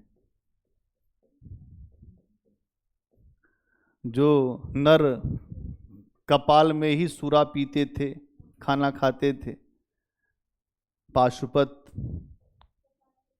कपालिक लिख दिया, कपालिक।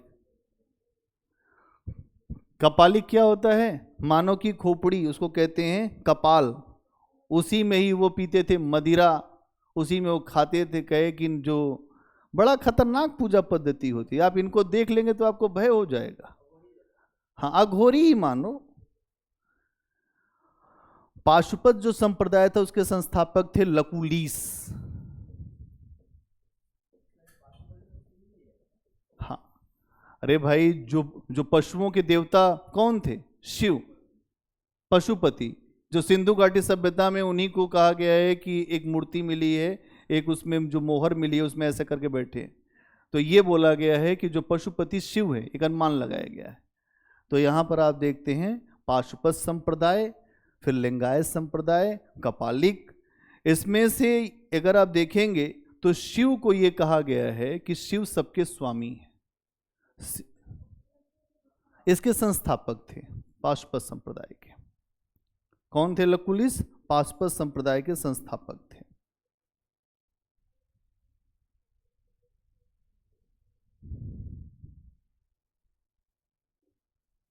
ठीक। अब आप एक चीज देखेंगे कि इस समय आपको एक ऐसा माहौल धर्म में मिल रहा है कि धर्म जड़, मतलब धर्म में और ज्यादा रूढ़ियां बढ़ती जा रही। जितने संप्रदाय बढ़ेंगे उतनी विचारधाराएं बढ़ेंगी, उतनी विचारधाराएं बढ़ेंगी तो उतना ही लोगों को कंफ्यूजन होगा। किसको माने, कौन बड़ा कौन छोटा। शिव के मानने वाले विष्णु, जो लोग वैष्णव थे उनको मारना तुरंत शुरू कर देते थे। जहां वैष्णव संत दिखाई दे तो ये लोग जो रहते थे, जो शिव भक्त, वो कहें कि तुम लोग भाग जाओ। बड़ा संघर्ष हुआ भारत में। शैव, वैष्णव, शाक्त जो देवी भक्त थे उनके बीच में बड़े संघर्ष हुए।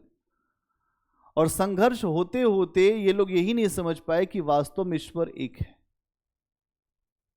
ईश्वर एक है, ईश्वर एक से दो हुआ नहीं। इसी बात को तुलसीदास जी ने समझाया है कि शिव द्रोही मम दास कहावा, सोई नर मोहि सपने नहीं भावा। शिव से द्रोह करता है और कहता है मैं राम का भक्त हूं, विष्णु का भक्त हूं, तो ऐसा व्यक्ति मुझे भाता नहीं। क्योंकि ये लोग जो है ना आपस में ही ये इतना संघर्ष करते थे कि भगवान की भक्ति से उनका कोई लेना देना नहीं था। इस समय आपको एक चीज और दिखाई देगी, यहां पूर्व मध्यकाल तक आते आते समाज में अंधविश्वास, तंत्र मंत्र, जादू टोना, वशीकरण, सब बुराइयां प्रवेश कर गई। तंत्र मंत्र क्या? किसी की तबीयत खराब हो गई, तुरंत जो है, जो वहां के जो जजमान है, जो पुरोहित, उनके पास लेके चले गए कि तुरंत ऐसा करिए, इनको जो झाड़ फूक करिए। तंत्र मंत्र कि बाबा झाड़िए इनको। ये हमारी अशिक्षा, और इसके कारण हमने बहुत सारी समस्याओं को झेला है। अंधविश्वास क्या है कि हम जा रहे हैं, अचानक बिल्ली ने रास्ता काट दिया, अब हम नहीं जाएंगे। पहले एक आदमी, दूसरा जो आदमी जो नहीं देखा वो रास्ता, पहले वो काट दे फिर हम जाएंगे। अभी प्रचलित है। इसके अलावा अगर कोई निकल रहा है तो खाली बाल्टी रख दिए। अब अंधविश्वास ही है ये, इसका कोई लॉजिक लगा के तुम देखोगे तो नहीं पता चलेगा। कोई जा रहा है तो किसी ने उसको टोक दिया, कहा ये टोक दिया, अब काम खत्म हो गया, अब नहीं जाएंगे, 2 मिनट रुक के जाओ। तो जो गांव के बुजुर्ग है वो कहते हैं 1 गिलास पहले पानी पिलाओ इनको। अंधविश्वास। भैया हम लिबरल हैं, मतलब उदारवादी हैं। हमको अगर कोई ये कहे कि एकदम ऐसा नहीं है कि हम हर चीज को मना कर देते हैं, मतलब ये जरूर है कि हम तर्क, कोई कहता है कि हाँ भैया ऐसे ऐसे कर दो, वो भी कर देते हैं। आहत करने का विचार नहीं रहता किसी को। ऐसे मान लो कि कोई हमारे परिवार का ही कोई ऐसा व्यक्ति हो जो बहुत बूढ़ा है और उसने ये कहा कि ऐसा कर लो, या तो हम उसको पूरी शिक्षा दें, वो पढ़ा लिखा तो है नहीं, वो बात हमारी समझ भी नहीं पाएगा। या तो ये कर सकते हैं कि आपकी बात को हम उसी तरह से स्वीकार कर लें, बस थोड़ा बहुत हम अपने दिमाग में बना लें। ये तरीका ज्यादा अच्छा है। आप लोग जैसे हैं तो आपके लिए हम यही कहेंगे कि यहां अपने तर्क के आधार पर इस पे चलिए, बिना तर्क के आप कुछ मत सोचिए। तो आपके लिए अलग शिक्षा है, और जो लोग पुराने लोग हैं उनके ऊपर हमारा ज्ञान नहीं चलता। वो लोग कहते हैं कि आपका ज्ञान मेरे ऊपर नहीं चलेगा। जो मेरी दादी हैं वो कहती हैं कि अपनी पढ़ाई मुझको मत बताओ। हाँ मेरी दादी हैं अभी नहीं, अभी भी का मतलब क्या है, अभी बहुत जल्दी ही उनका देहांत हुआ, लेकिन वो जब तक रही हैं तब तक मैं उस समय दिल्ली विश्वविद्यालय में ही पढ़ा रहा था। तो जब भी मैं जाऊं तो मैं उनको कुछ समझाऊं तो हमें मत बताओ, हम सब जानते हैं।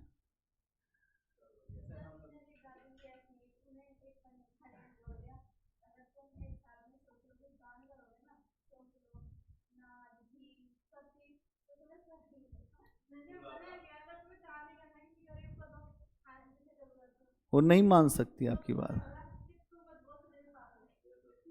एक बार उनको एक जो गुरु थे उन्होंने उनके कान में मंत्र दिया, तो हम अक्सर उनसे, हमारा बड़ा लगाव रहा, तो हम अक्सर उनसे पूछते थे कि क्या मंत्र दिया, क्योंकि हम हिंदी साहित्य पढ़ाते, उसमें हम पूछते भी हैं क्योंकि हमने सब देखा कि हम नहीं बता सकते। हम क्या बता दो, ये मना किए हैं वो।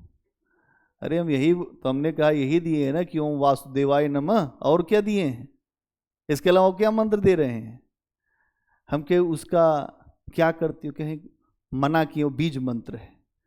अरे भाई ये क्यों मंत्र महामणि विषय ब्याल के काटत कुंवंक भाल। मंत्र बहुत छोटा होता है और कोई गोपनीय नहीं होता। यहाँ पे पंडित जी लोग गोपनीय मंत्र देते हैं, अलग से बिठा के कान फूकेंगे। ये सब काम खत्म है, जितने कान फूकने वाले हैं सब गड़बड़ है, उससे न उनको मुक्ति मिलती है। कबीर कहते हैं कि मरे मुक्ति गुरु कहे स्वार्थी। मरने के बाद अगर कोई मुक्ति कहता है तो गुरु भी स्वार्थी है, चेला भी स्वार्थी। मरे मुक्ति गुरु कहे स्वार्थी, झूठा दे विश्वासा। वो अपने चेले को भरमा रहा है कि अभी जब तक है जीवित तब तक हमारी सेवा कर ले, दूध मलाई राबड़ी जो कुछ ला सकता है दे दे मुझको, कि तुमको मुक्ति दिलाऊंगा मैं। मरे मुक्ति गुरु कहे स्वार्थी, झूठा दे विश्वासा। तो कबीर कहते हैं अवधू जीवत में कर आशा, जीते जी आशा करो। मरने के बाद आते किसी को मुक्ति मिली नहीं है। जो मुक्ति मिलती है वो यही मिलती है। यह संसार ही पाप और पुण्य का खेल आपको दिखा देगा। जहां अच्छा कर्म है उसका फल ठीक है, खराब है तो उसका फल भी आपके लिए खराब ही है। तो यहां आप देखते हैं कि तंत्र मंत्र जादू टोना वशीकरण सब आ गया। अवतारवाद, अवतारवाद के नाम पे बड़ा देश में अत्याचार हुआ। अवतारवाद क्या है? किसी ने आपको बता दिया आज अवतार हुआ है किसी घर, या कोई बाबा ने ही अपने आप घोषित कर दिया मैं अवतार हूं, होता है अक्सर। अब उस अवतार को देखने के लिए भीड़ लग जाती है, क्योंकि हमारे धर्म ग्रंथों में लिखा है कि भगवान का अवतार होता है। लेकिन अगर हम किसी अच्छे संत को देखते हैं तो वो क्या कहते हैं? वो कहते हैं अवतार हमारे भीतर होता है। अवतार कहां होता है? हमारे भीतर। कबीर कहते हैं कि सब घट मेरा साइया, सूनी सेज न कोय, बलिहारी उस घट को जा घट प्रगट होए। अवतार सबके भीतर सोया हुआ है, लेकिन हम उसको मान्यता देते हैं जिसके अंदर वो प्रकट हो गया। इसीलिए संतों की महिमा बड़ी है। तो आपको समझना पड़ेगा कि अवतार का मतलब बाहर नहीं है। लेकिन आपने खूब मूवियां देखी होंगी जिसमें लोग अवतार अपने आप को घोषित करके फिर खुद ही बैठ जाते हैं और लगने लगता है चढ़ावा। अक्सर कहानी मैंने आपको सुनाई है कि अगर किसी लड़की की तबीयत खराब हो गई, वो मरने जीने लगी, तो उसको देवी घोषित कर दिया। कोई बीमारी हो गई, अभी बीच में एक बार बहुत पहले की बात है, मध्य प्रदेश में किसी लड़की से ऐसा कुछ हुआ, उसको देवी का अवतार मान लिया गया। ये पीताम्बरा देवी हैं, इनको पीला कपड़ा चढ़ाओ। टूट पड़े सारे लोग, बाद में वो लड़की भी मर गई। ये क्या है ना, ये एक आडंबर है। अवतार की जो संकल्पना है वो बेसिकली आपके लिए है। जब जब होए धर्म के हानि, बाढ़े असुर अधम अभिमानी, तब तब धरे प्रभु विविध शरीरा। अधम और अभिमानी लोग जब जब बढ़ते हैं तो भगवान जन्म लेते हैं। अब ये जन्म आपके भीतर से लेते हैं, कहीं बाहर से नहीं लेते, क्योंकि हम सब उस अंशी के अंश हैं। इसीलिए जितने भी दुनिया के दर्शन हैं वो कहते हैं ईश्वर भीतर है, जितने हल्के लोग हैं वो कहते हैं ईश्वर बाहर है।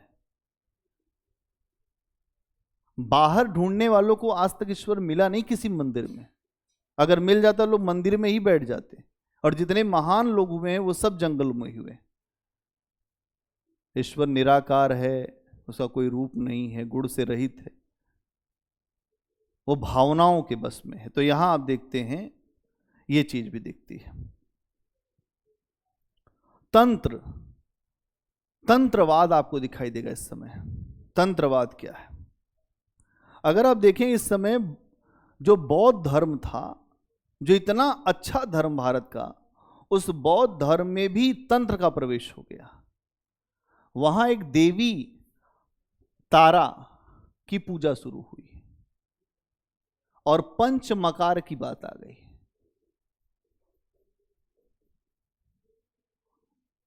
जो बुद्ध पूरे जीवन भर जिस चीज को मना किया, उसी बौद्ध धर्म में सारी चीजें शामिल हो गई। बुद्ध का लेना देना किसी चीज से नहीं था, लेकिन यहां आप देखें मांस खाना, मदिरा पीना, स्त्री के साथ रहना, मैथुन, मतलब पंच मकार की बात कर रही है। और ये कह रहे हैं इसके माध्यम से हमें मुक्ति मिलेगी। तो बुद्ध तो खत्म हो गया, इसीलिए भारत से बौद्ध धर्म भी खत्म हो गया, क्योंकि जो मूल बात थी वो मूल बात तो छोड़ दिया। तो भारत में इस समय तंत्र संप्रदाय आपको बहुत ज्यादा दिखाई देगा। क्यों तंत्र संप्रदाय आया होगा? क्योंकि जब भूमि का अनुदान हुआ बड़े पैमाने पर राजाओं के द्वारा अलग अलग हिस्सों में, तो भूमि के अनुदान के बाद अलग अलग हिस्सों में लोग पहुंचने लगे, ब्राह्मण पहुंचने लगे, उनके साथ और भी लोग पहुंचने लगे। और इससे जब अलग अलग हिस्सों में लोग पहुंचे तो वहां की जो संस्कृति थी वो आदिवासियों की संस्कृति थी। और वो आदिवासियों की संस्कृति और जो ब्राह्मण जो लोग पहुंचे उनकी संस्कृति में एक मेल जोल हुआ। क्योंकि ये जो तांत्रिक पूजाएं हैं, देवी को जो अगर आप देखें कि उनकी साधना की पूजाएं हैं, तो ये आदिवासियों के समाज में ज्यादा प्रचलित है। तो ब्राह्मण धर्म और आदिवासियों की जो संस्कृति है उसके मिश्रण से तंत्रवाद भारत में जन्मा। और यहां आप देखेंगे कि पुरोहित वर्ग ने अपनी दान दक्षिणा के लालच में इस तंत्रवाद को प्रोत्साहित भी किया कि हाँ ठीक चल रहा है, देवी को बलि चढ़ाओ। और तंत्रवाद के माध्यम से लोगों को यह भी कहा गया पुरोहितों के द्वारा, जैसे मान लीजिए आपकी दुकान कब चलेगी? जब आपके यहां भीड़ आ जाए। तो पुरोहित के यहां लोग कब आएंगे? जब वो हर प्रकार की समस्या दूर कर दे। तो सबसे बड़ी समस्या क्या है? जो मनुष्य बैठा है, रोग। कोई ऐसा मनुष्य नहीं जिसको रोग न हो। तो पुरोहित ने कहा कि हम रोग का निवारण करते हैं, हम जो नाम जप करते हैं उससे भगवान के द्वारा हमें सिद्धि मिली हुई, हम रोग सही कर देते हैं। दूसरी चीज, जानवरों और अनाजों की रक्षा करानी है अगर आपको, तो पूजा कराइए। अगर आपके मान लीजिए कि पहले जानवरों पर ही आपकी खेती निर्भर करती थी, अनाज नुकसान हो जाता था, खड़ी फसल में आग लग गई, जो अगर आप देखेंगे तो बारिश हो गई या कुछ हो गया, अब आपको अपने फसल की सुरक्षा चाहिए, तब भी आपको पुरोहित के पास पहुंचना होगा। और इसके कारण आप देखते हैं कि तंत्रवाद की स्थितियां भारत में शुरू हुई और आम जनता इस ओर आकर्षित होने लगी। क्या क्लियर है? बोलो, कोई प्रश्न हो तो पूछो।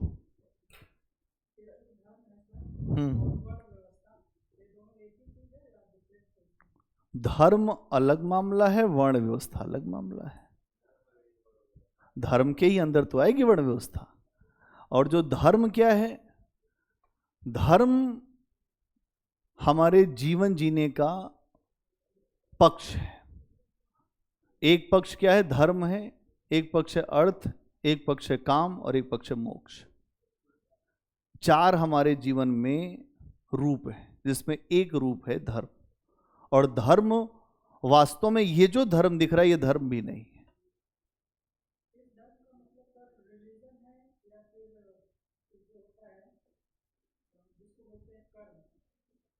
इस धर्म का मतलब अभी तो केवल धार्मिक रूढ़ियां ही है ये। हाँ, ये रूढ़ियां हैं।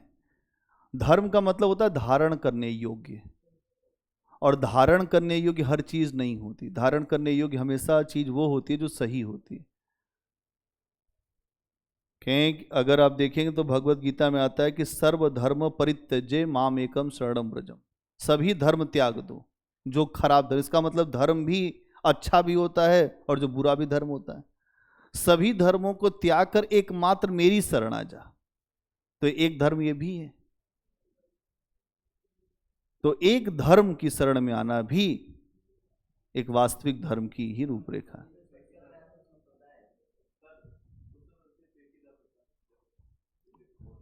उस समय भी एक ही धर्म नहीं था, और भी धर्म थे, कई धर्म थे।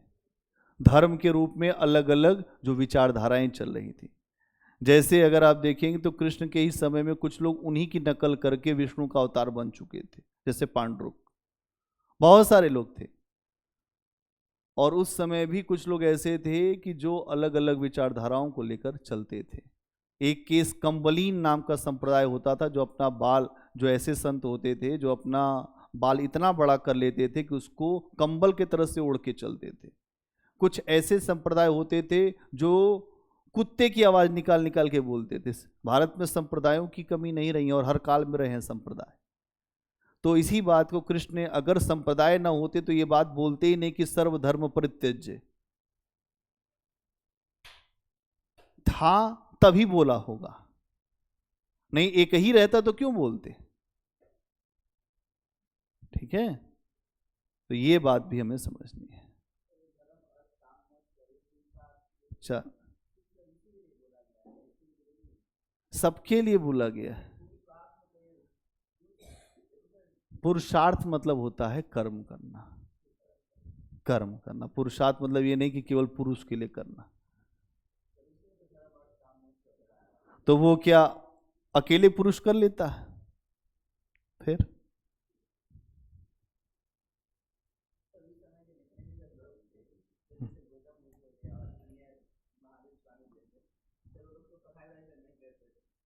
अरे गौतम बुद्ध बहुत पढ़े लिखे व्यक्ति थे भाई।